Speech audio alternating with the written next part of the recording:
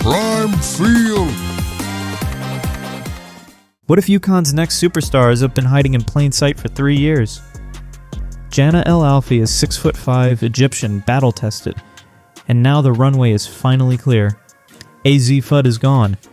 The veteran front court traffic is thinning out, and that means UConn's most dangerous secret weapon is about to become impossible to ignore. This is not just a breakout story.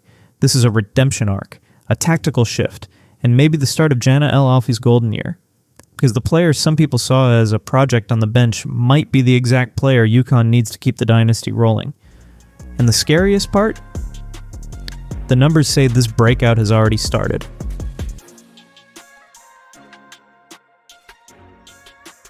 Let's start with the number nobody should be sleeping on, 62.8%.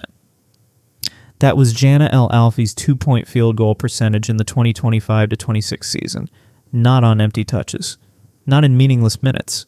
She did that inside a UConn machine that finished 38-1, a machine that went 20-0 in the Big East, a machine that allowed only 50.4 points per game, ranked first nationally in defensive rating, and shot 51.5% as a team.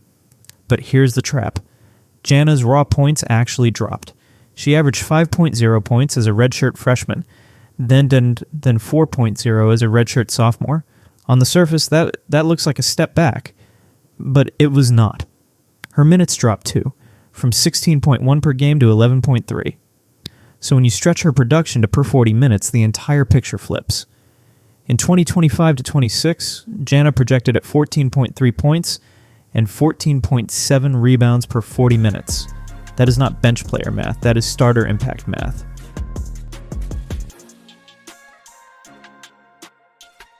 And if you are wondering whether she can dominate the glass when the minutes open up, go back to February 22nd, 2026. Providence. 16 rebounds. 16 in one game. That was not just a good night. That was a warning shot. It was the reminder that Jana El Alfy is not just back from injury. She is physically restored. Because remember, in July 2023, she suffered an Achilles rupture. For a 6'5" center, that can change everything. Your lift changes, your timing changes, your confidence changes. But for Jana, it became a long rebuild. While the spotlight followed UConn's guards, Jana was in the background transforming her body, learning the system, and preparing for the moment when the front court would finally belong to her. And that moment is now.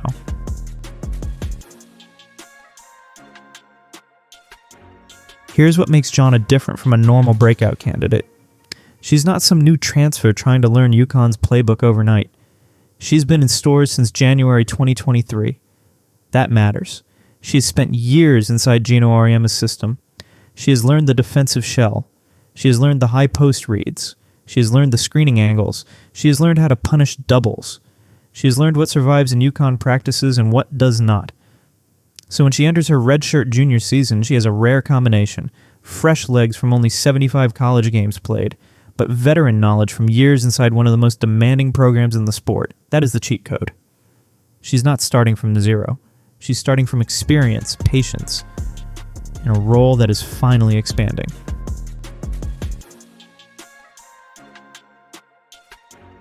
To understand why the hype is real, you have to go back before UConn, before the injuries, before the bench role, before people called her a project. At the 2023 FIBA U19 World Cup, Jana El Alfy led the entire tournament in scoring at 21.4 points per game. That is the international version of Jana. High usage, paint touches, buckets, rebounds, pressure. And UConn fans have only seen flashes of that player. Her college debut against Boston University, 17 points and 11 rebounds. Her peak defensive flash, 4 blocks against Georgetown in January 2025. Her peak rebounding flash, 16 boards against Providence. Her efficiency flash, over 62% inside the arc. Now connect the dots. The flashes are not random. They are evidence.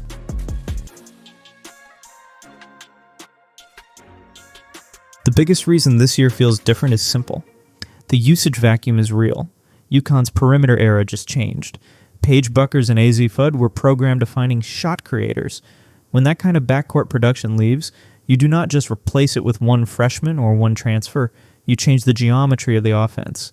And Jana changes geometry. She commands double teams in the post.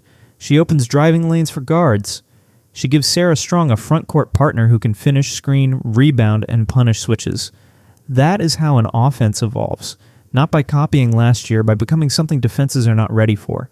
And if UConn leans into Jana's interior gravity, the Huskies suddenly have a completely different way to hurt opponents.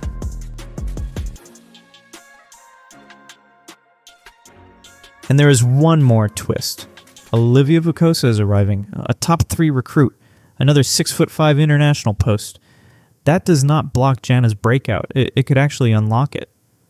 Because now UConn can test Twin Tower lineups, 2 massive front court pieces, one young and adjusting to the college game, one older, stronger, and already fluent in the system. That means Jana can become the primary rim runner, the paint finisher, the interior enforcer, and the steady veteran presence, while Vukosa grows into her role. For smaller Big East front courts, that is a nightmare, because now UConn can beat you with skill, size, depth, and pressure at the rim. And Jana is the bridge between what UConn was and what UConn is about to become.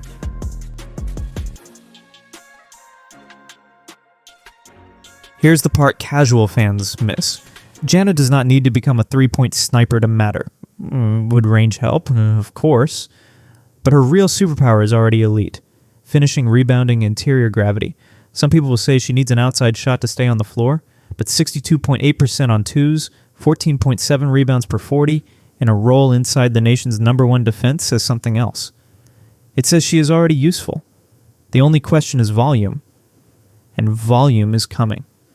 Because the project label is dead. This is the first Egyptian player in UConn history. This is a player whose parents traveled 25 hours from Egypt to see her win a national championship.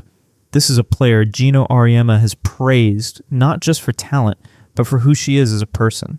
And this is a player who has waited behind stars, healed from a major injury, learned the system, and still produced every time the minutes opened.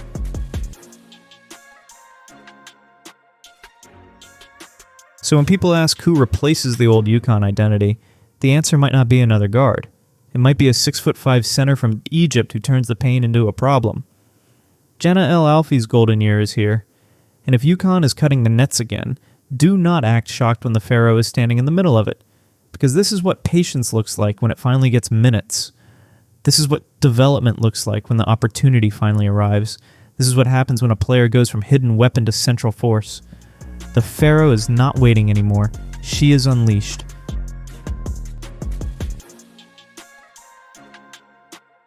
Now I want to hear your call.